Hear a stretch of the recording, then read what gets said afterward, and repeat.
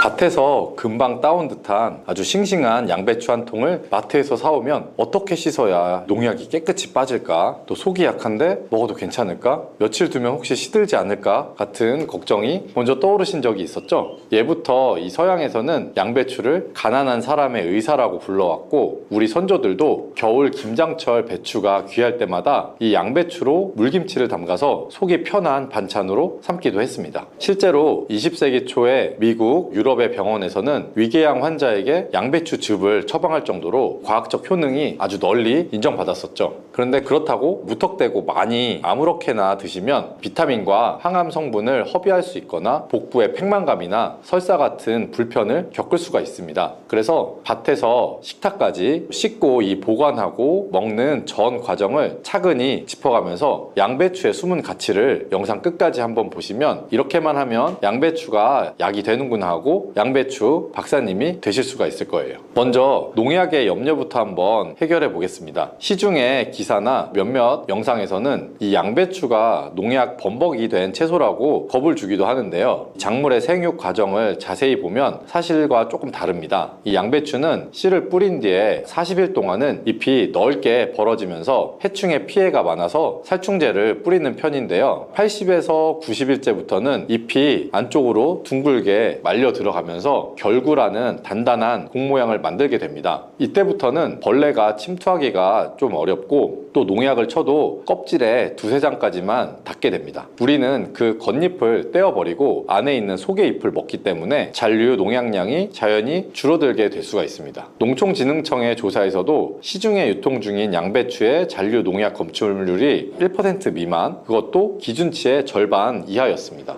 자, 만약 그렇다 해도 마음이 놓이지 않으신다면 겉잎을 두세 장 정도만 제거한 후 밑동에서 1cm 정도를 사선으로 잘라서 물기를 만들어 주시면 좋습니다. 그 상태로 찬물에 5분 정도 담가 두었다가 흐르는 물에 살살 흔들어서 씻으면 그 안에 있는 먼지나 흙, 잔류 농약이 물기를 따라서 빠져나가게 됩니다. 식초나 베이킹소다는 넣지 않으셔도 됩니다. 이 식초는 위 건강에 필수인 비타민 U를 잘 녹여서 내보낼 수가 있고요. 그리고 베이킹소다는 조직을 부드럽게 만들어서 씹을 때 물이 흐르는 그 식감을 유발할 수가 있습니다. 그럼 잘 씻었으니 이번에는 속을 한번 살펴볼 차례입니다. 양배추 100g 대략 잎 3장 정도에 들어있는 비타민 U는 평균 40mg 정도인데요. 이 물질은 위 점막 세포의 성장 인자와 비슷한 구조여서 헬리코박터균이 만들어내는 독소를 억제해주고요. 또 상처난 점막을 빠르게 덮어줄 수가 있습니다. 미국 스탠퍼드 의대에서 1960년대에 임상시험했던 기록을 보면 하루 200ml 정도의 양배추즙을 약 2주 동안 마신 환자의 65%가 내시경 재검을 했을 때 궤양이 거의 아물었다고 합니다. 또 설포라판 함량은 100g당 25에서 30mg으로 브로콜리 새싹에만 살짝 밀릴 뿐 일반 채소 중에서는 아주 손꼽히는 수준입니다. 이 설포라판은 세포에 해독 효소를 켜서 노폐물을 빼내고 또 암세포의 증식을 막는 유전자를 활성화합니다. 국내 서울대 식품영양학과 연구팀이 실험쥐에게 양배추 분말을 사료에 5% 정도를 넣어서 약 12주 동안 먹여봤더니 간과 대장 조직의 활성산소 수치가 대조군 대비했을 때 약 30% 이상 낮아졌다는 결과도 있습니다. 그리고 더불어서 칼륨도 바나나 못지않게 아주 풍부한데요. 100g당 220mg 정도 수준이라 짜게 먹어서 보통 혈압이 좀 높은 분들은 같이 드시면 좋고요. 비타민 K도 같은 양에 7-80 마이크로그램 정도 들었으니까 하루 권장량의 70% 정도를 손쉽게 채워서 뼈의 소실을 늦춰줄 수가 있습니다. 식이섬유는 불용성 또 수용성이 골고루 들어있어서 변비와 설사를 동시에 완화할 수 있고요. 장벽을 튼튼하게 해서 면역력 향상에 기여합니다. 자, 그럼 귀중한 성분들을 최대한 지키려면 조리 온도를 꼭 기억하셔야 합니다. 비타민 U는 70도부터 그리고 설포라판은 140도 정도부터 크게 줄어들기 시작합니다. 따라서 물에 잠길 정도로 삶거나 아주 높은 불에 볶으면 안 되고요. 수증기만 스치듯이 살짝 찌는 것이 제일 좋습니다. 방법은 다음과 같은데요. 냄비에 물 1컵 정도만 붓고 끓이시고요. 물이 끓어서 김이 나면 찐망이나 뚜껑이나 스테인리스 체에다가 양배추를 올려주세요. 여기에 뚜껑을 덮고 잎이 얇으면 한 1분 정도, 잎이 두꺼우면 약 3분 정도 기다리시면 됩니다. 꺼낸 다음 그대로 식히거나 찬물에 살짝 헹궈서 색을 고정하시고, 이 과정을 거치게 되면 조직은 살짝 부드러워져서 씹기 편하면서도 영양 손실이 최소화됩니다. 이후에 채칼로 곱게 썰어서 샐러드나 비빔밥에 넣어 드셔도 되고, 된장국 마지막 단계 30초 정도만 휘저어서 넣으면 아삭함이 살아있는 맛을 느낄 수가 있습니다. 만약에 씹는 힘이 약하신 분이라면 믹서기로 주스를 만들어 보시면 좋은데요, 당근, 사과, 레몬 한 조각을 넣은 CCA 주스를 추천해 드립니다. 믹서 대신에 착즙기를 쓰시면 불용성 섬유가 걸러져서 목 넘김이 훨씬 부드럽고요, 주방에 믹서기가 혹시 없으면 강판에 가른 다음에 면포로 짜셔도 무방합니다. 단 갓 짜낸 주스는 공기나 또 빛, 열에 노출되면 30분만 해도 비타민C와 설포라판이 약 20% 가까이 줄어들 수가 있어서 한 컵씩 바로바로 즉시 드시는 것이 가장 중요합니다. 그럼 양배추와 궁합이 좋은 식재료도 한번 살펴볼게요. 먼저 겨자씨나 고추냉이, 또 무처럼 약간의 매운맛을 내는 이 시니그린 식품은 양배추 안에 있는 글루코시놀레이트가 설포라판으로 변환이 되는 효소를 도와줍니다. 그리고 양배추 샐러드에 통겨자, 레몬즙, 꿀을 약 1대1대1로 섞어서 소스를 만들어서 곁들이면 톡 쏘는 이 향과 함께 건강 효과도 함께 챙길 수가 있습니다. 그리고 둘째로는 들기름, 참기름, 올리브유 같은 불포화 지방산이 비타민 K와 A의 지용성 흡수를 증가시킬 수가 있어서 뼈와 피부 건강에 시너지 효과를 낼 수가 있습니다. 단 1인분에 기름은 5ml 정도 작은 술만 쓰는 손톱만큼의 법칙을 지키시는 것이 좋고요. 그리고 세 번째 음식은 요구르트나 김치, 된장 같은 발효식품인데요, 이 식품들은 양배추의 식이섬유를 먹이 삼아서 장내 유익균을 폭발적으로 늘릴 수가 있습니다. 예를 들어서 찐 양배추에다가 시판 무가당 요거트를 100g 정도 부어서 배추 샐러드 겉절이를 한번 만들어 보세요. 하룻밤 숙성 후에 드시면 아주 이 톡톡 튀는 젖산의 발효 풍미와 함께 다이어트 효과도 동시에 얻을 수가 있습니다. 그러면 반대로 함께 먹으면 불편할 수 있는 음식도 물론 있겠죠. 튀김, 삼겹살, 소세지처럼 포화지방과 이 질산염이 많은 고온의 조리식품은 양배추의 해독과 배변 기능을 이제 과도하게 자극하기 때문에 복통이나 급성 설사를 일으킬 수가 있습니다. 그리고 짠 젓갈이나 액젓, 찌개 국물도 마찬가지로 나트륨이 설포라판의 항염작용을 떨어뜨린다는 보고가 있기 때문에 간은 삼삼하게 하시고 된장국이나 미역국 같은 맑은 국물과 드시는 편이 좋습니다. 그리고 약 중에 항히스타민제나 위산억제제인 PPI를 장기 복용 중일 때는 혹시 생양배추를 과다 섭취하게 되면 장내 발효가 급격히 일어나서 트림이나 또 속쓰림이 역설적으로 심해질 수가 있습니다. 이럴 때는 데친 양배추 약 50g 정도를 하루에 2번, 일주일 정도만 드시고 몸이 적응하면 천천히 양을 늘려보시면 좋습니다. 그렇다면 질환별, 체질별로 주의사항이 있는데요, 4가지로 요약이 됩니다. 첫 번째는 갑상선 기능 저하증 또는 갑상선 제거 수술 후에 레보티록신을 복용하시는 분들인데요, 생양배추, 양배추즙을 매일 300g 이상 장기간 드실 경우에는 요오드 흡수를 방해한다는 보고가 된 바가 있습니다. 해결책은 간단한데요, 살짝 찌거나 데쳐 드시는 것으로 조리법을 바꿔보시고 한 끼에 100g, 하루에 총 200g 정도 이하로 제한하면 문제가 되지 않습니다. 두 번째는 와파린이나 클로피도그렐, 또 아스피린 같은 항응고제를 쓰는 경우인데요, 비타민 K 과다 섭취가 약물 효과를 바꿀 수가 있기 때문에 문제가 될 수가 있고요, 이 경우에도 하루에 약 70g 정도 수준에서 일정량만 꾸준히 드시면 병원이나 약국에서 용량 조절을 쉽게 할 수가 있기 때문에 몰아서 많이 드시지 마시고 매일 소량 드시는 원칙을 지키는 것이 중요합니다. 그리고 세 번째는 신장 투석증으로 고칼륨 식사 제한이 필요한 경우인데요, 데친 뒤에다가 물에다 한번 헹구어서 칼륨을 50%가량만 제거한 후에 식사당 한 30g 정도만 드시는 방법을 추천해 드립니다. 그리고 네 번째는 손발이 늘 차고 설사를 잘하는 몸이 찬 냉성의 체질인 분이라면 생채보다는 볶음 양배추를 드시는 것이 좋습니다. 중불에 들기름 반 큰술 정도를 두르고요, 양배추, 당근, 표고버섯을 각각 70대, 30대, 20 정도 비율로 섞어서 2분간 뒤적이면 향은 살아있고 속은 따뜻해지는 손난로 반찬이 됩니다. 그럼 이제 보관 비법으로 한번 넘어가 볼 텐데요, 양배추는 호흡량이 적은 저호흡 채소라서 0에서 4도씨에서 통 통째로만 보관해도 3주 이상 신선함을 유지합니다. 다만 냉장고 안에서 수분이 날아가면 겉잎이 마르고 갈라지기가 쉽기 때문에 물을 적신 키친타월과 랩으로 이중 포장하는 것이 중요합니다. 방법은 첫 번째로 심지를 원형으로 약 2cm 정도 파낸 다음에요, 여기에 미지근한 물에 적신 키친타월을 돌돌 말아서 심지 구멍에 꼭 끼워줍니다. 양배추 전체를 키친타월로 한 번 더 감싸서 공기의 건조를 막고요, 마지막으로 랩으로 단단히 포장한 후에 지퍼백이나 비닐에 넣고 숨구멍을 2-3개 정도만 뚫어주시면 됩니다. 이렇게 해서 야채칸에 세워두면 물이 밑동으로 고여서 곰팡이가 생기는 것도 방지할 수가 있습니다. 이렇게 하시면 약 2주 정도가 지나도 잎이 고무처럼 탱탱하게 유지할 수가 있고요. 만약 이미 반 자른 양배추는 잘린 면이 갈변하기가 쉽기 때문에 레몬즙을 톡톡 발라주고 이 앞에 말씀드린 방법으로 밀봉해 주시면 됩니다. 그리고 사용하다가 남은 조각은 채를 썰어서 지퍼백에 납작하게 누른 다음 냉동하시면 8주 이상 보관이 가능하고요. 해동하지 않은 채로 된장국, 볶음밥, 부침개 넣으면 영양 손실이 거의 없이 드실 수 있습니다.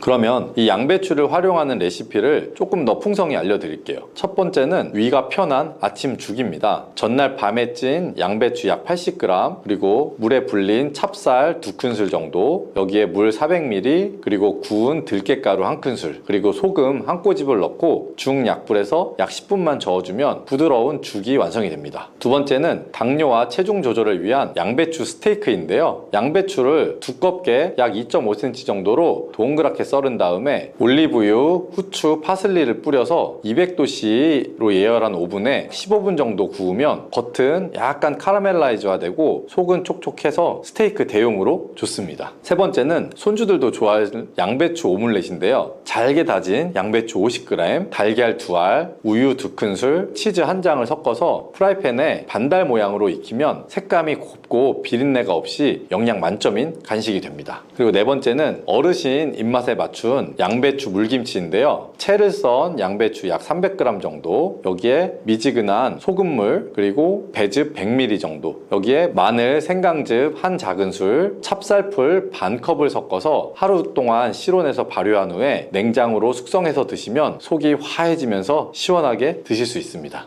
다음으로 양배추를 일상에서 꾸준히 실천하기 위한 3가지 작은 팁을 알려드릴게요. 첫 번째는 한 숟가락 법칙입니다. 매 끼니 밥 숟가락으로 2숟가락씩만 접시에 먼저 담아두세요. 우리가 눈에 보이면 손이 가고 꾸준히 먹어도 부담이 없는 양입니다. 두 번째는 색깔 신호등을 만드는 겁니다. 식탁에 빨강색 토마토, 노란색 당근, 초록색 양배추 겉잎, 하얀색 양배추 속잎을 늘어놓으면 눈으로도 먼저 즐겨서 식사의 만족도가 높아질 수 있겠죠. 그리고 세 번째는 금요일은 냉장고를 뒤집는다라는 원칙인데요. 일주일에 한 번 남아있는 채소를 모두 꺼내서 이 양배추와 함께 채를 썰어서 볶음밥 혹은 비빔면, 그리고 스프에 한번 넣어서 보세요. 버려지는 음식도 줄일 수 있고 양배추 섭취량은 저절로 늘어날 수가 있습니다. 결국 이 양배추 한 통에는 우리의 위와 장을 도와주는 비타민 U부터 혈관을 젊게 하는 설포라판, 뼈를 살리는 비타민 K, 나트륨을 씻어내는 칼륨, 그리고 변비를 풀어주는 식이섬유까지 약봉지 여러 개를 합친 종합 효능이 숨어 있습니다.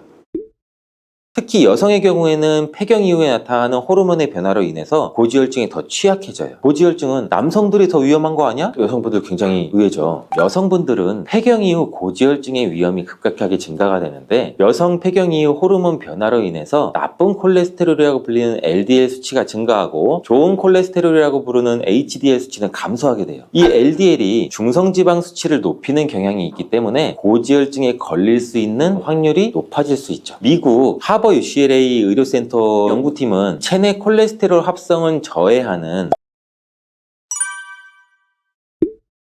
나이가 들면서 점점 건강관리가 점점 더 중요해지는데, 혹시 주위에서 혈관질환 관리를 못해서 갑자기 쓰러지셨다는 소식 들어보셨나요? 고지혈증, 뇌졸중, 심근경색과 같은 질병은 혈관에 쌓인 지방이 주범인데, 혈액 속 지방의 수치가 높은 고지혈증은 우리의 건강을 크게 위협할 수 있어요. 이 고지혈증이 과연 무엇이며 어떻게 하면 관리할 수 있는지, 고지혈증에 대한 모든 것 같이 알아볼게요. 고지혈증이란 단어 많이 들어보셨죠? 피검사 결과를 볼 때 익숙하게 듣는 단어죠. 이 고지혈증이라는 게 뭘까요? 고지혈증은 우리 몸에서 중요한 역할을 하는 콜레스테롤이 과하게 축적돼서 혈관에 문제가 생기고 이런 상태를 말하는데, 이는 심혈관 질환과 다양한 합병증도 일으킬 수가 있어요. 주된 원인 중에 하나죠. 고지혈증은 혈액 속에 있는 지방질, 특히 콜레스테롤이나 중성지방 수치가 정상 범위를 초과하는 상태를 말하는데, 일반적으로 이러한 고지혈증은 총 콜레스테롤 수치, 중성지방 수치, 또 나쁜 콜레스테롤인 LDL 수치, 가장 기본적으로 이 수치를 기준으로 고지혈증에 대한 약도 달라지고 약에 대한 기준도 세울 수가 있는데, 고지혈증은 초기에는 아무런 증상이 잘 나타나지 않아 잘 인지가 되지 않지만 이 상태가 오래 지속이 되면 혈관에 지방이 쌓여서 동맥경화도 일으킬 수가 있고, 결과로 심장병이나 뇌졸중, 고혈압 등 심각한 혈관 질환으로 이어질 수 있는 매우 위험한 상태가 될 수가 있죠. 콜레스테롤, 듣기만 해도 뭔가 몸에 해가 될 것 같고 우리 체내에서 빨리 없어져야 할 것 같죠? 근데 콜레스테롤이 우리가 흔히 나쁜 것이라고만 생각하시는 성분인데, 사실 우리 몸에서 중요한 역할을 하는 지방 성분, 이거 아셨나요? 콜레스테롤은 세포막, 호르몬, 비타민 D, 그리고 그 외 여러 가지 인체에 필요한 것들을 만들어내는 데 중요한 역할을 해요. 이에 대해서 먼저 몇 가지 알려드릴게요. 콜레스테롤은 모든 세포의 세포막을 구성하는 중요한 성분이고, 혈관을 막는 주범인 콜레스테롤이 우리의 세포막을 구성하는 중요한 성분이라니 참 의외인데요. 세포막은 이 세포가 외부 환경과 소통하고 영양소를 흡수하고 노폐물을 배출하는 역할을 하죠. 이 콜레스테롤이 부족하면 세포막의 기능이 제대로 이루어지지 않게 되기 때문에 세포가 제 기능을 하지 못할 수가 있어요. 또한 콜레스테롤은 호르몬을 만드는데 꼭 필요해요. 예를 들어 성호르몬인 에스트로겐과 테스토스테론, 그리고 부신호르몬 합성하는 데 중요한 역할을 하고, 콜레스테롤이 몸속에 없다면 호르몬 불균형이 발생해서 여러 가지 건강 문제가 또 생길 수가 있어요. 피부에서 햇빛을 받으면 콜레스테롤을 이용해서 비타민 D를 만든다는 거 알고 계셨나요? 콜레스테롤이 비타민 D의 합성에도 영향을 준다니 놀라셨죠? 우리가 잘 알고 있는 비타민 D는 뼈 건강을 유지하는 데 필수적이고 면역 체계를 강화하는 데도 중요한 역할을 해요. 콜레스테롤이 없다면 필수적인 비타민 D를 체내에서 만들지 못하게 돼요. 이렇게 우리 체내에 필수적이고 중요한 콜레스테롤, 그러나 콜레스테롤이 과다하게 축적이 되면 우리가 걱정하는 큰 문제가 되는데, 콜레스테롤 수치가 높은 상태, 다른 말로 고콜레스테롤의 위험성, 그리고 그에 따라 생기는 질병들 바로 한번 알려드릴게요.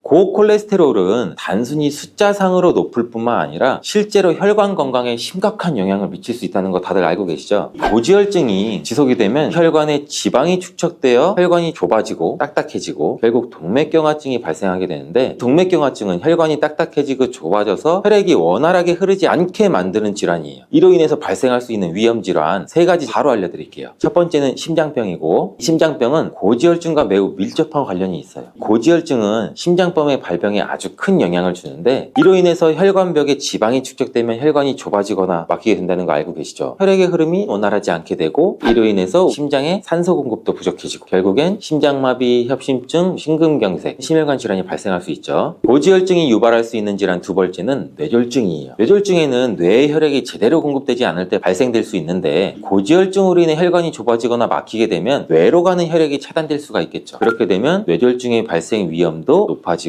특히 동맥경화로 인한 혈전 생성이나 혈관도 막혀서 발생하는 뇌졸중인 허혈성 뇌졸중의 아주 큰 원인이 될 수도 있겠죠. 고콜레스테롤증으로 인해 생길 수 있는 질환 3번째는 말초동맥질환이에요. 말초동맥질환 들어보셨던 분도 계시고 생소하신 분도 계신데, 이 질환은 다리나 팔과 같은 말초 부위의 혈관이 좁아지면서 혈액순환이 안 돼서 발생하게 되는데, 이 질환이 생기면 심하신 분들은 걸을 때 다리도 매우 아파요. 저리고 일상생활도 제대로 할 수가 없는데, 다리의 피부 변화나 상처도 잘 아물지 않고 무기력해지고, 일상적으로는 이런 수족냉증 같은 질환도 빈번하게 올 수가 있겠죠. 이렇게 무서운 질환을 일으키는 고지혈증, 과연 고지혈증이 생기는 이유가 무엇일까요? 고지혈증을 유발시키는 이유는 여러 가지가 있지만 식습관, 생활습관, 유전적, 환경적인 요인에 의해 발생할 수가 있는데, 이것 말고도 고지혈증을 일으키는 의외의 원인들 3가지 바로 알려드릴게요.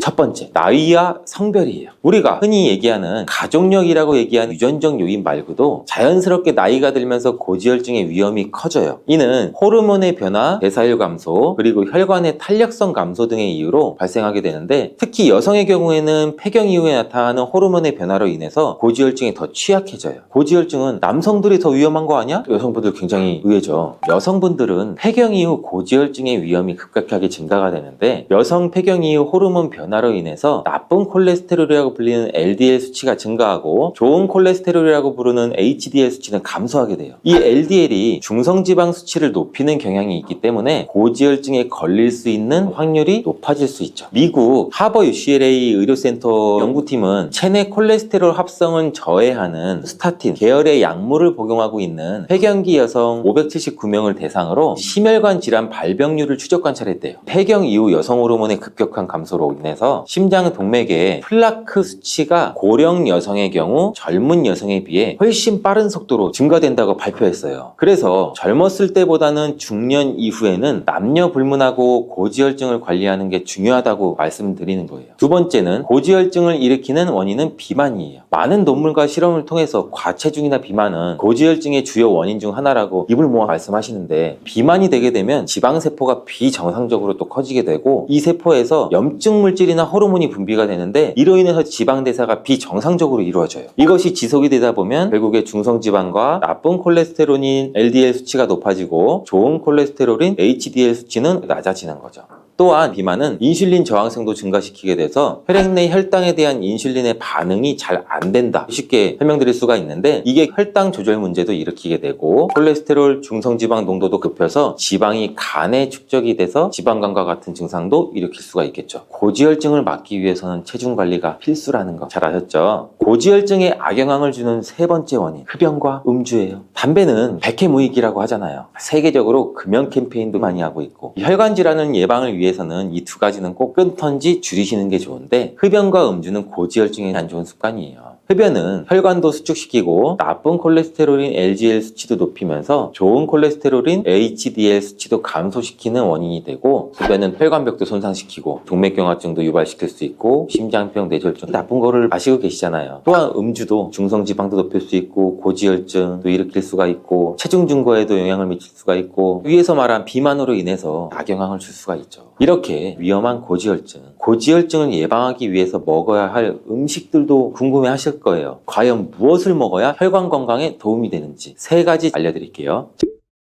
첫 번째는 올리브유예요. 올리브유는 고지혈증 관리에 매우 유익한 음식인데 기름이 혈관 건강에 도움을 준다니 신기하죠. 이 올리브유는 혈관을 건강하게 유지하고 혈중 콜레스테롤 수치를 개선하는 데 도움이 돼요. 올리브유는 불포화 지방산이 풍부하고 우리 몸에 안 좋은 콜레스테롤의 수치도 낮춰주고 좋은 콜레스테롤인 HDL 수치도 높이는 데 도움을 줘요. 특히 모노불포화 지방산이 풍부한 올리브유는 심혈관 건강에 좋은 영향을 줘요. 올리브유는 튀김을 할 때 사용하기에는 적절하지 않아요. 샐러드나 드레싱, 구운 음식에 사용하면 좋고, 모든 음식이 그러하듯이 올리브유 또한 과유불급, 과도하게 섭취하면 칼로리가 높아질 수도 있고 적당량, 좋은 품질의 올리브유를 사용하는 것을 추천해 드릴게요. 고지혈증에 좋은 음식 두 번째는 생강이에요. 생강은 혈액순환을 촉진하고 콜레스테롤 수치를 낮추는데 효과적인 거 알고 계셨나요? 생강은 항염증 및 항산화 성분이 풍부하다는 거 많이 들어보셨을 텐데, 이러한 생강의 성분으로 인해서 고지혈증도 개선되는데 도움을 많이 줘요. 생강은 또한 혈액순환도 개선해주고 이로 인해 콜레스테롤 수치도 관리하는데 도움을 줄 수 있고 심혈관 질환 예방에도 도움을 주는 성분을 가지고 있어요. 또 생강은 혈당도 안정화시키고 체중 관리에도 좋은 영향을 주는데, 이렇게 몸에 좋은 생강은 차로 마시거나 생강을 얇게 썰어 생으로 먹거나 생강즙도 만들어 드시는 것도 좋은 방법이에요. 심혈관 질환을 예방하는 데 좋은 음식 세 번째는 다시마예요. 여러분 다시마 좋아하시나요? 저는 다시마에 초고추장을 살짝 찍어 먹는 것을 좋아하는데, 이렇게 맛있는 다시마는 식이섬유와 미네랄이 풍부하고 혈압을 낮추는 데에도 도움을 주고 또 콜레스테롤 수치를 조절하는 데에도 매우 좋아요. 이러한 다시마는 알긴산이라는 성분이 포함되어 있어서 이 알긴산은 장에서 콜레스테롤 흡수를 억제해서 혈액 속의 콜레스테롤 수치를 개선해주는 효능도 있다는 사실 꼭 기억해 주세요. 이렇게 고지혈증을 예방하는 데 좋은 음식들을 알아보았는데, 몸에 좋은 것이 있다면 나쁜 것도 있겠죠. 사실 몸에 좋은 것을 먹는 것도 중요하지만 더 중요한 것은 몸에 안 좋은 것을 잘 알고 피하고 줄이는 게 필수죠. 혈관 건강을 위해서 꼭 피해야 할 음식을 두 가지 빠르게 알려드릴게요.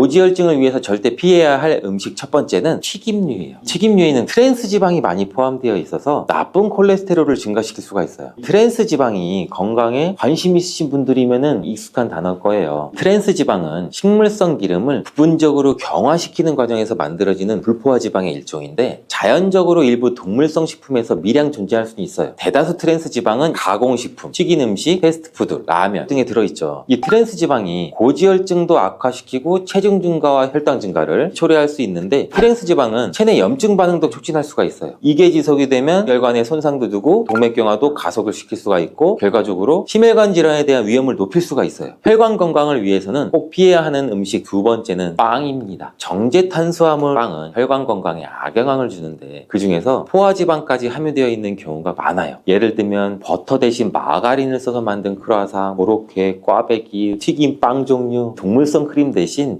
쇼트닝을 넣은 크림빵 같은 종류는 칼로리도 높고 포화지방도 들어있어 혈관 건강에도 안 좋아요. 또 흰빵이나 달콤한 빵은 혈당 수치를 급격히 올릴 수가 있겠죠. 중성지방도 증가시킬 수가 있고, 정제된 탄수화물은 우리 몸에서 빠르게 당으로 전환이 돼서 인슐린 저항성도 초래할 수가 있기 때문에 가급적이면 빵의 섭취를 줄이시는 것을 좋고, 맛있는 빵은 고지혈증을 악화시킬 수 있는 위험성을 명심해 주세요. 그래도 이렇게 맛있는 빵을 안 드실 수가 있으니 적당히 섭취하는 거 아시겠죠? 이번에는 콜레스테롤에 관한 문제 하나 드릴게요. 다 같이 한번 맞춰보세요. 문제 바로 나갑니다. 콜레스테롤의 70%에서 80%는 우리 몸에서 합성된다? 이 말이 사실일까요? 답을 알려드리겠습니다. 네, 맞습니다. 인체에서 콜레스테롤의 약 80%는 체내에서 합성이 돼요. 정답을 알고 놀라시는 분들도 많으셨을 거예요. 우리 몸에 간에서 콜레스테롤이 합성이 되는데, 이는 우리가 먹는 음식에서만 공급이 되는 것이 아니라 체내에서 자체적으로 생산이 된다는 뜻이에요. 콜레스테롤을 합성하는 주요 경로는 간에서 이루어지고, 이 과정은 유전자와 호르몬 등등의 영향을 받아요. 그렇다면 우리가 먹는 것은 콜레스테롤 수치에 별 영향이 없으면 아무렇게나 막 먹어도 괜찮나요? 당연히 아니겠죠. 콜레스테롤은 우리 간에서 주로 합성이 되지만, 그럼에도 불구하고 우리가 음식에서 섭취하는 콜레스테롤인 식이 콜레스테롤도 일정 부분 영향을 미치겠죠. 예를 들어 고지방 음식을 많이 먹으면 체내 콜레스테롤 합성량이 증가할 수가 있고, 이러한 넘치는 콜레스테롤이 혈관에 쌓여서 심혈관 질환의 위험도 높이는 거죠. 그렇지만 식이 콜레스테롤이 체내 콜레스테롤 합성에 미치는 영향은 사람마다 다를 수가 있겠죠. 그래서 위에 소개해드린 혈관 건강에 좋은 음식과 나쁜 음식을 꼭 기억하시고, 좋은 식습관과 운동으로 체내 콜레스테롤 합성을 억제하는 방향으로 관리하는 게 좋다는 거 꼭 명심해 주세요. 이 외에도 스트레스 관리는 고지혈증을 예방하는 데도 매우 큰 영향을 주는데, 스트레스에 장기간 지속되거나 장기간 노출되면 신체의 여러 시스템에 부정적인 영향을 미치게 돼서 심혈관 건강에도 영향을 미치게 돼요. 스트레스를 받게 되면 신체는 스트레스 호르몬인 코르티솔과 아드레날린을 분비하게 되는데, 이러한 호르몬들이 혈당과 지방 대사를 변화시키죠. 특히 이 코르티솔은 간에서 지방과 콜레스테롤을 합성하는 과정을 촉진을 시키고, 이로 인해서 혈중 콜레스테롤 수치도 높아지고 중성지방도 증가될 수가 있죠. 또한 코르티솔은 인슐린 저항성도 유발할 수 있어 고혈당과 고지혈증을 악화시킬 수가 있으니, 고지혈증 없이 건강하게 지내려면 스트레스를 최대한 피해 매일매일 즐겁게 생각하고 즐겁게 지내려고 노력하는 거 잊지 마세요. 감은 예로부터 약과 식품으로 굉장히 많이 섭취를 했는데, 우리 조상들은 감을 약으로도 많이 사용했어요. 감을 말린 곶감은 이 위장을 보호해주고 설사를 그치게 해서 폐를 촉촉하게 해주는 약으로도 사용했다고 해요. 감의 꽃도 이 차로 끓여서 섭취해서 약으로 사용했다고 하는데, 이 우리 몸의 진액을 보충해서 심폐를 촉촉하게 해주는 약으로도 사용했다고 하네요. 이렇게 약으로도 사용되기도 하는 감인데, 이런 감과 함께 절대로 먹으면 안 되는 식품이 있어요. 첫 번째로는 바로 건강한 습관이 항상 나를 만든다. 건강한 삶을 원하시면 지금 바로 구독을 눌러주세요. 감과 이것 함께 드시면 노화를 예방하고 혈관도 깨끗해질 수 있어요. 신맛이 없고 단맛이 좋아 겨울철에 먹기 좋은 감은 우리는 여러 형태로 먹을 수가 있는데, 이 단단하고 아삭한 식감이 좋은 단감, 땡감을 숙성시켜 부드럽고 달콤한 연씨, 홍씨, 그리고 이 땡감의 껍질을 벗겨 말려 만든 방건씨, 방건씨에서 좀 더 말려 꼬들꼬들하며 쫄깃쫄깃 단맛이 좋은 곶감까지 굉장히 많네요. 정말 여러 형태로 즐길 수 있는 과일이 바로 이 감인데요. 비타민이 풍부해서 건강에 좋다고도 알려진 감도 함께 먹으면 몸에 독이 될 수 있는 식품이 있고 또 함께 먹으면 더욱 몸에 보약이 되는 음식도 있어요. 오늘은 제가 감의 효능과 감과 함께 먹으면 안 되는 음식 5가지, 그리고 함께 먹으면 좋은 음식 4가지, 그리고 먹는 방법까지 모두 다 알려드릴게요. 감은 예로부터 약과 식품으로 굉장히 많이 섭취를 했는데 우리 조상들은 감을 약으로도 많이 사용했어요. 감을 말린 곶감은 이 위장을 보호해주고 설사를 그치게 해서 폐를 촉촉하게 해주는 약으로도 사용했다고 해요. 감의 꽃도 이 차로 끓여서 섭취해서 약으로 사용했다고 하는데 이 우리 몸에 진액을 보충해서 심폐를 촉촉하게 해주는 약으로도 사용했다고 하네요. 그리고 이 감 꼭지까지도 약으로 사용했는데 와, 버릴 게 하나도 없네 진짜. 역시 물에 끓여서 차로 먹었다고 해요. 딸꾹질을 멈추게 하고 야뇨증이 있는 아이들, 밤에 이불에 오줌을 지리는 아이들에게 먹여서 야뇨증을 치료할 때도 사용하기도 했다는데 우리 기침과 천식 같은 만성기관지염에도 사용도 했다고 해요. 이렇게 약으로도 사용되기도 하는 감인데 이런 감과 함께 절대로 먹으면 안 되는 식품이 있어요. 첫 번째로는 바로 게, 멍멍게가 아니라 이 꽃게, 꽃게인데요. 이 게와 감으로 왕을 시해하는 독약으로도 사용됐다는 역사 기록이 있을 정도인데 와, 대단하네요 이게. 경종의 독살 사건에 게와 감이 관련되어 있다는 얘기도 전해지고 있어요. 이 경종은 게장과 감을 먹은 후 복통과 설사 같은 증상을 보이다가 사망했다고 하는데 이후 이 영조가 왕위에 오르면서 경종 독살설이 또 제기가 됐대요. 이러한 사실은 정확히 독살 목적으로 게와 감이 사용되었다는 증거가 나타나진 않았는데 게와 감을 함께 먹으면 이렇게 안 되는 이유가 있어요.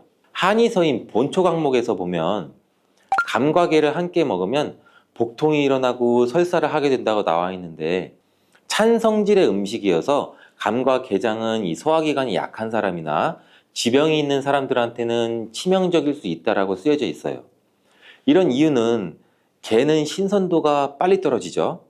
그리고 식중독균이나 다른 균의 변식도 굉장히 빠르게 일어나기도 하는데 이때 감을 함께 먹게 되면 감 속에 있는 타닌 성분이 이 식중독균의 배출을 막아서 우리 장내에서 식중독균이나 다른 번의 번식을 더욱 활발하게 그리고 또 오랫동안 지속시키게 된다고 하네요. 이렇게 되면 정말 이게 쌓이고 쌓이면 치명적인 사망까지 될 수도 있겠죠. 만약 반찬으로 게장을 드셨다면 이 게장이 다 소화가 된 후에 식후에 한 3, 4시간 이상 지난 후에 감을 드시는 것을 추천을 드려요. 두 번째, 감과 함께 절대 먹으면 안 되는 음식은 바로 미역이에요. 이 미역은 대표적인 혈액순환에 좋은 음식이고 칼슘, 마그네슘, 철분, 요오드 등 굉장히 많은 미네랄도 풍부하게 함유되어 있죠. 또 식이섬유도 풍부해서 장 건강에 도움을 주고 변비에 좋고 불포화 지방산인 오메가3도 풍부해서 심장 건강에도 도움을 주고 굉장히 좋은 음식인데 이렇게 좋은 미역이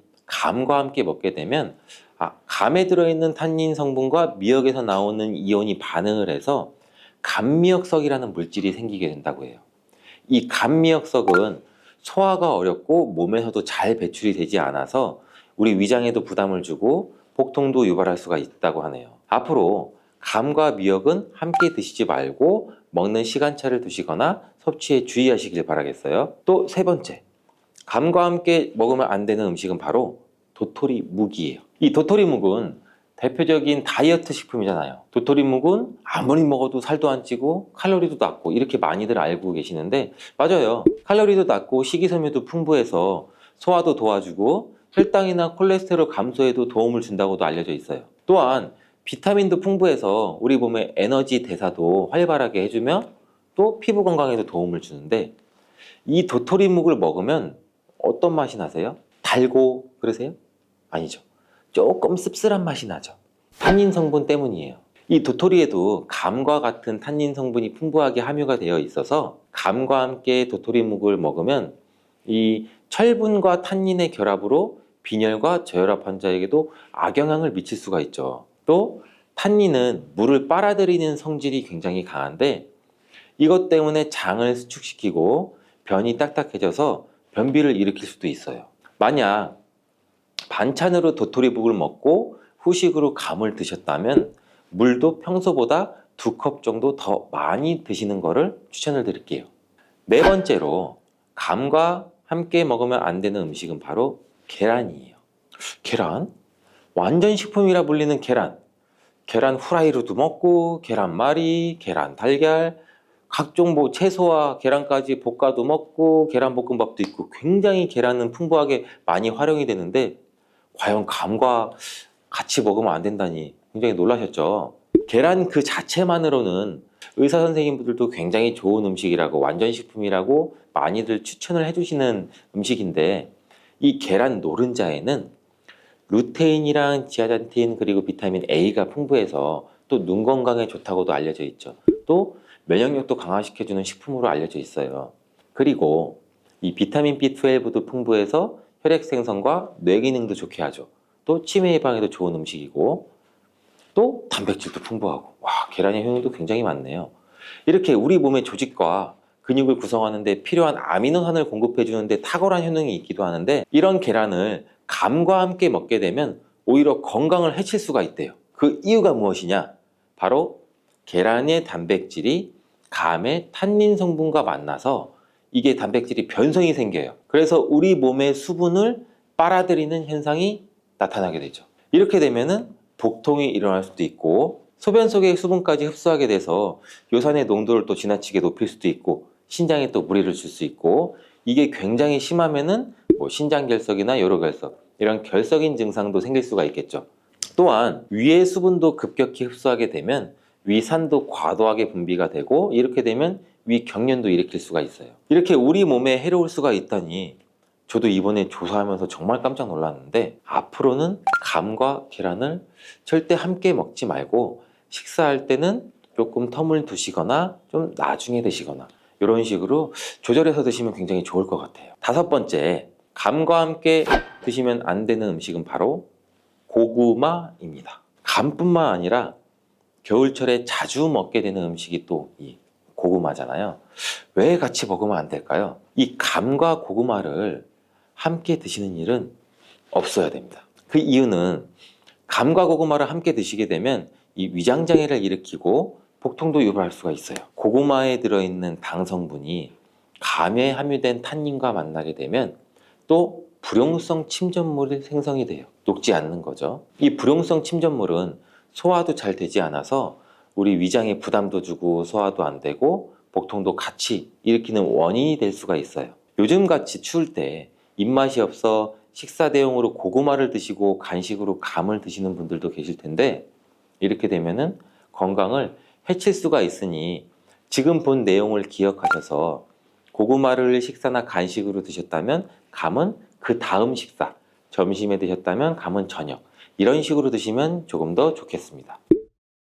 이렇게 말씀드리면 정말 감 속의 탄닌 성분이 정말 나쁜 성분으로 오해하시는 분도 계세요. 뭐만 하면 탄닌이랑 붙어서 안 좋고 뭐만 하면 탄닌이랑 붙어서 안 좋고 근데 이 탄닌은 실은 굉장히 중요한 효능이 많아요. 이 탄닌은 먼저 강력한 항산화 작용을 하는데 이 탄닌이 이제 활성산소로 인해서 우리 몸의 세포가 굉장히 이제 무너지고 산화 스트레스나 손상도 줄여주고 염증을 억제해서 원인이 되는 염증성 이 사이토카인이라는 물질을 활성산소로 인한 세포의 산화 스트레스와 손상을 줄여주기도 하고 염증도 억제해줘요. 또 각종 질병의 원인이 되는 이 염증성 사이토카인 물질과 염증 반응이 발생할 때 이 간에서 만들어져 분비되는 이 C 반응성이라는 단백질이 있는데 이것 또한 감소시켜 주거든요. 그리고 이 탄닌은 동맥경화를 방지하고 혈액의 흐름도 원활하게 해주고 또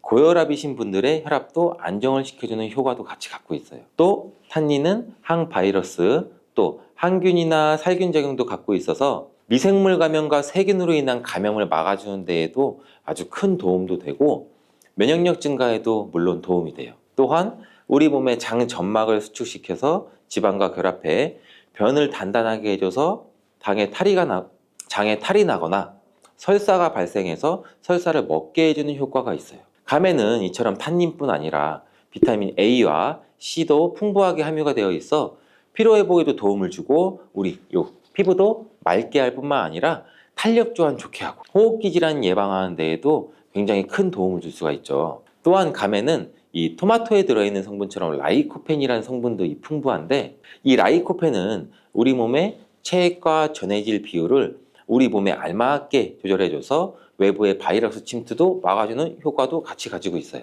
뿐만 아니라 감에는 강력한 항암 물질인 베타카로틴과 이 폴리페놀 성분도 풍부해서 우리 몸의 활성산소도 제거해주고 암세포의 성장도 억제해주고 각종 암도 예방하는 효과가 있다고 해요. 또한 감 중에 이 홍시에는 또 숙취 해소에도 아주 좋은 것으로 알려져 있는데, 이 홍시를 꽝꽝 얼려서 냉동실에 꽝꽝 얼려두셨다가 술 마신 다음 날 냉동 홍시를 믹서기에 갈아서 홍시 스무디로 시원하게 만들어 두시면 숙취도 금방 해소할 수 있다고 하네요. 이렇게 숙취를 해소할 수 있는 이유도 바로 감 속에 함유된 탄닌 성분 때문이에요. 이 탄닌은 몸속에서 알코올 흡수를 지연시켜주고 위장 속의 열도 내려주고 우리 몸의 갈증도 멈추게 하고 소변도 잘 나오게 하는 이 이뇨작용도 있어서 숙취를 빠르게 개선시킬 수 있다고 하네요. 단 주의해야 될 분들은 변비가 심하신 분들이에요. 이 탄닌 성분이 묽은 변, 즉 설사를 멈추게 하는 효능도 있지만 이미 변비가 있으신 분들이 감을 많이 드시게 되면 탄닌이 수분을 더욱 빨아들여서 변비 증상이 심해질 수가 있어요. 이렇게 좋은 감과 함께 먹을 때 더욱 건강에 이로운 보약과 같은 식품들도 있는데, 첫 번째로 견과류예요. 특히 아몬드, 호두 같은 견과류를 감과 함께 드시면 굉장히 좋은데, 이 견과류를 곶감 속에 넣어 만든 간식이 예쁘기도 하고 맛도 좋아서 이렇게 DP도 굉장히 디저트 가게 같은 데 보시면 많이 해놓잖아요. 이게 정말 좋은 궁합이고 정말 몸에 좋은 간식이라고 할 수 있어요. 그 이유는 감에는 아까 비타민 A랑 C, 식이섬유가 풍부하다고 말씀드렸는데 단백질과 지방이 부족해요. 반면에 아몬드와 호두는 단백질과 지방이 풍부해서 이 비타민 E와 같은 항산화 물질이 굉장히 풍부해요. 따라서 감과 아몬드, 호두 이런 견과류를 함께 먹으면 서로 부족한 영양소를 보충할 수가 있는 거죠. 몸에 좋은 보약과 같은 역할도 하게 되는 거고, 또 아몬드와 호두에 함유된 비타민 E는 항산화 작용을 통해서 체내 활성산소를 제거해주고 노화도 방지해주는 효과가 있다고 하네요. 이 감에 함유되어 있는 베타카로틴과 폴리페놀과 함께 암을 같이 억제하는 효과도 볼 수 있고 노화를 방지하는 데 엄청난 시너지 효과도 같이 나타낼 수가 있는 거죠. 감과 함께 먹을 때 보약과 같이 좋은 음식, 두 번째는 바로 계피예요. 계피로 수정과를 많이 만들어 드시는데 이 수정과와 감을 함께 드시면 정말 좋습니다. 유명 음식점 같은 데서 후식으로 수정과 조그만 이쁜 병에 나오고 감도 아이스크림처럼 나오는 경우도 굉장히 많잖아요. 이처럼 계피로 만든 수정과는 몸을 따뜻하게 하고 면역력도 강화하게 되는데, 또한 감에 함유된 풍부한 비타민과 영양소들이 이 수정과와 함께 드시면 혈액순환도 좋게 하는 이 수정과의 효능 덕분으로 영양소의 체내 흡수율이 좋아져요. 또 이 흡수율이 좋아지면 온몸에 빠르게 전달이 되겠죠. 이러한 효능으로 이 수족냉증과 같이 몸이 찬 분들한텐 보약과 같은 식품이 되기도 해요. 감과 함께 먹을 때 보약과 같이 좋은 음식 세 번째는 바로 우유예요. 감에는 팩틴과 스코폴리딘이라는 성분이 풍부하게 함유되어 있는데 이 성분은 혈관의 벽을 튼튼하게 하고 혈압을 낮추는 데 효과가 있어요. 또 이 스코폴리딘이라는 성분은 우리 몸의 콜라겐 생성도 촉진시켜서 이 피부 탄력도 유지하고 노화를 방지하는 데에도 탁월한 효과가 있어요. 이때 우유와 함께 드시게 되면 이 우유 속에 풍부한 단백질이 위벽도 보호해주고 헬리코박터 파일로리균, 즉 위암을 일으키는 균이죠. 이 균의 침투도 억제하는 효과가 있고 위장 질환을 예방하고 치유하는 데도 도움을 줄 수가 있어요. 뿐만 아니라 우유에 함유된 칼륨이 혈관 내의 나트륨 배출을 도와서 혈압을 낮춰주고 심혈관 질환까지 예방하고 뇌졸중까지 예방에 도움을 줄 수도 있어요. 또한 옥수수 수염차를 함께 드셔도 좋은 방법인데 이 옥수수 수염차의 구수한 맛도 좋을 뿐 아니라 옥수수 수염에 함유된 폴리페놀과 플라보노이드 성분으로 인해서 뛰어난 항산화 효과를 누릴 수가 있고 노폐물을 배출시키는 데에도 굉장히 탁월한 효과가 있어서 감과 함께 드실 때 정말 보약과 같은 효과를 누릴 수가 있습니다. 들깨 속에는 오메가3 지방산, 즉 알파리놀렌산이 유난히 많이 들어있습니다. 전체 지방 중에 대략 절반 이상이 오메가3 계열이라고 보시면 되는데요. 이 오메가3는 우리 몸이 스스로 만들지 못하는 필수 지방산이기 때문에 매일 우리가 음식으로 챙겨서 보충을 해야 합니다. 오메가3가 왜 중요할까요? 이유는 단순하죠. 피를 맑게 해주고 혈관 속의 염증을 가라앉히고 세포막을 유연하게 만들어주기 때문입니다. 몸에 피가 끈적하면 흐름 자체가 느려지고 느려진 곳부터 문제가 생기게 되는데요. 그래서 반대로 피가 맑고 부드럽게 흐르면 머리도 맑아지고 몸의 손발도 따뜻해지죠. 우리 몸 곳곳에 있는 세포막은 지방으로 이루어져 있습니다. 특히 뇌세포는 지방을 많이 쓰는데요. 이 오메가3는 몸속에서 일부가 EPA와 DHA라는 형태로 바뀌어서 뇌, 망막, 그리고 신경 세포막의 질을 좌우하게 됩니다. 세포막이 유연해져야 신호가 오가고 기억을 붙잡는 힘이 좋아질 수 있고요. 그래서 어르신들이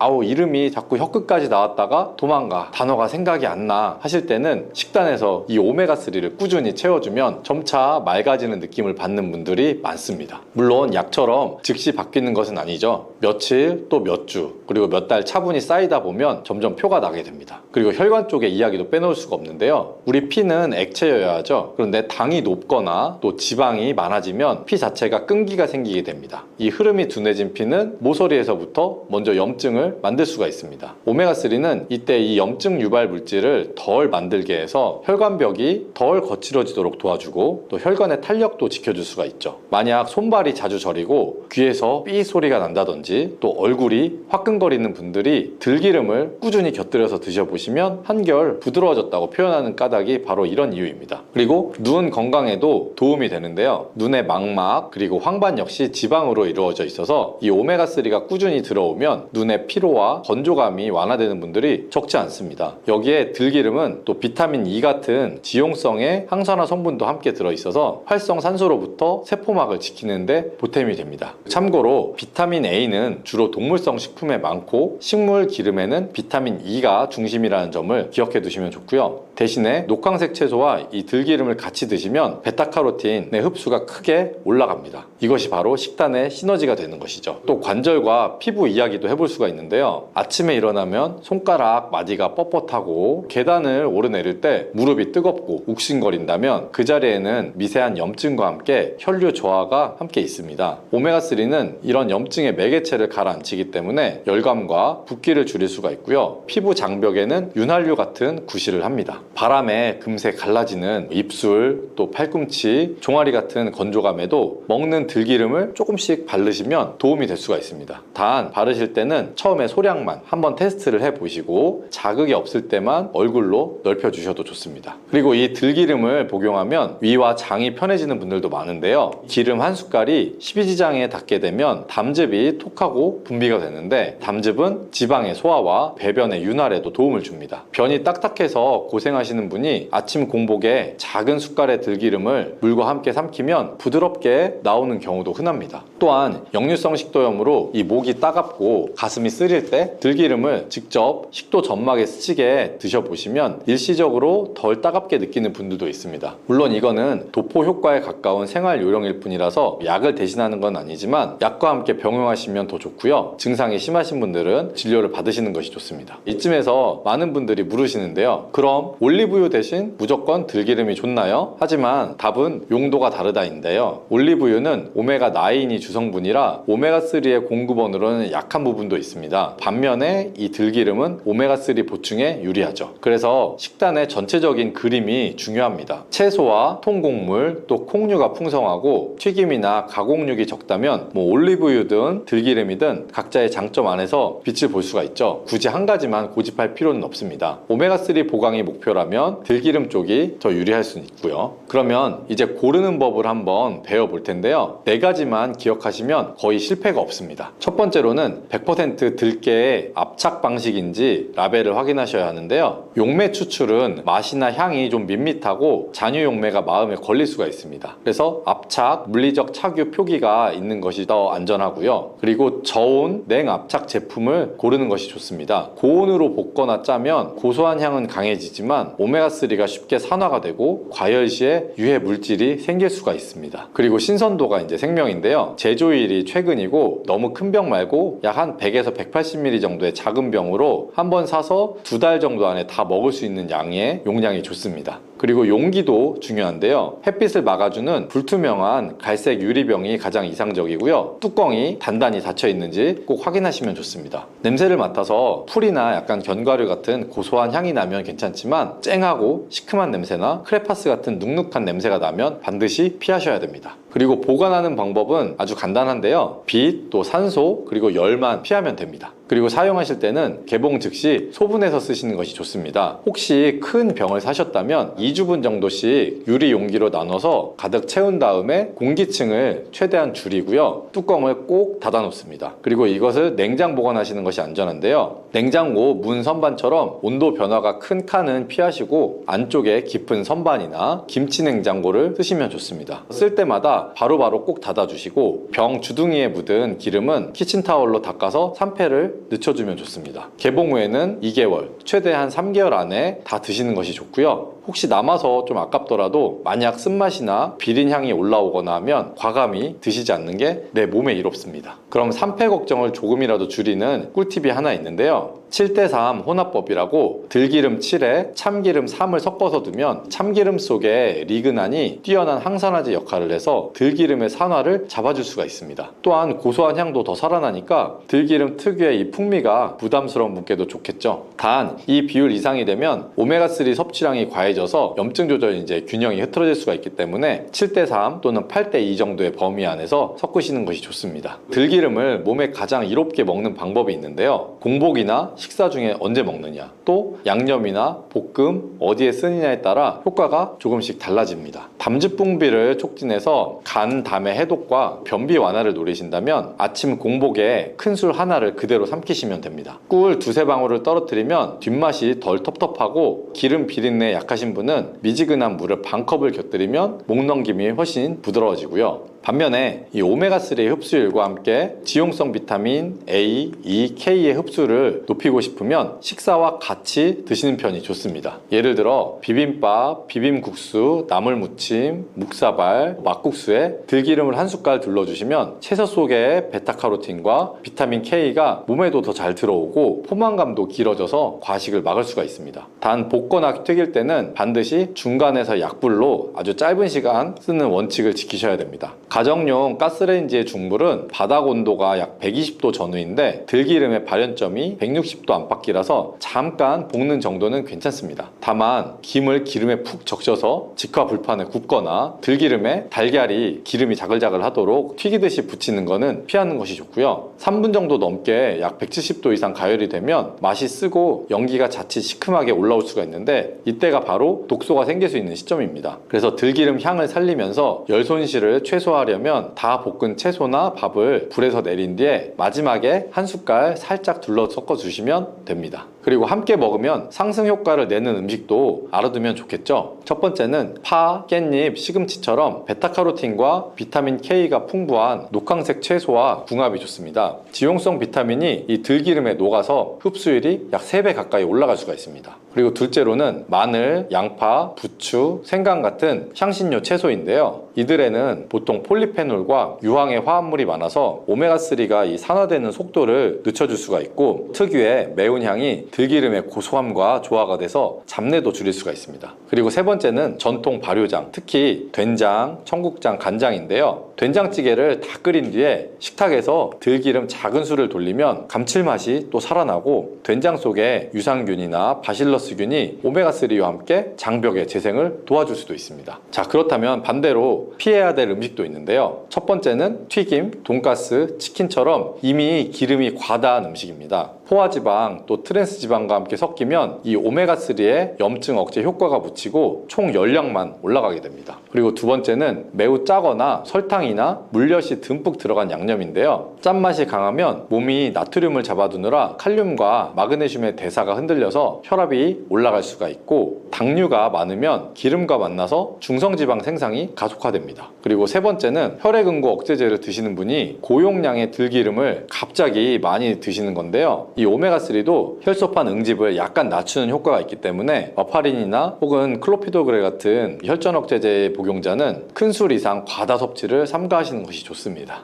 여기서 꼭 드릴 주의사항이 있는데요. 항응고제를 드시는 분, 수술 예정이 있으신 분은 하루에 한 큰술 이내로 제한을 하시는 것이 좋고 갑자기 양을 많이 늘리지 않는 것이 좋습니다. 혹시 멍이나 코피가 잦아지면 꼭 담당의와 상의를 하셔야 합니다. 그리고 담낭 질환이나 췌장에 문제가 있으신 분은 공복에 기름을 많이 드시면 더부룩함이나 복통이 올 수가 있습니다. 그래서 적게 시작해 보시는 것이 좋고요. 설사나 과민성의 장이 있는 분은 섭취량을 반 숟갈부터 해서 천천히 늘려보세요. 아이와 임산부도 들깨 요리를 소량 곁들이는 것은 대체로 안전하지만 혹시 알레르기가 있다면 처음에는 아주 소량을 드셔서 테스트해 보는 것이 좋습니다. 무엇보다 산패가 의심된다는 들기름은 아깝다고 생각하지 않고 드시지 않는 것이 정답입니다. 산패된 기름은 입에서 약간 쌉싸름하기도 하고 금속 맛이 나고요. 목이 깔깔해집니다. 이때는 음식의 풍미만 망치는 것이 아니라 몸속에서 산화 스트레스를 더할 수가 있습니다. 자, 그리고 이 들깨 자체도 아주 멋진 재료인데요. 껍질에는 식이섬유가, 속 안에는 단백질과 미네랄이 들어 있습니다. 다만 통 C는 껍질이 단단해서 그대로 드시면 흡수가 좀 어렵습니다. 곱게 갈아서 가루로 활용하시는 편이 좋고요. 들깨가루를 활용한 생활 레시피를 몇 가지 드릴게요. 첫 번째는 들깨 미역국인데요. 미역을 들기름 한 작은술로 살짝 코팅하듯이 볶은 다음에 여기에 물을 붓고 끓여서 불을 좀 줄이고 나중에 들깨가루 한두 큰술을 풀어서 고소함을 더해주시면 좋습니다. 두 번째는 들깨 버섯탕이에요. 버섯을 살짝 볶아서 국물을 내고 된장 약간과 들깨가루를 풀어서 담백한 영양국을 완성해 보시면 좋습니다.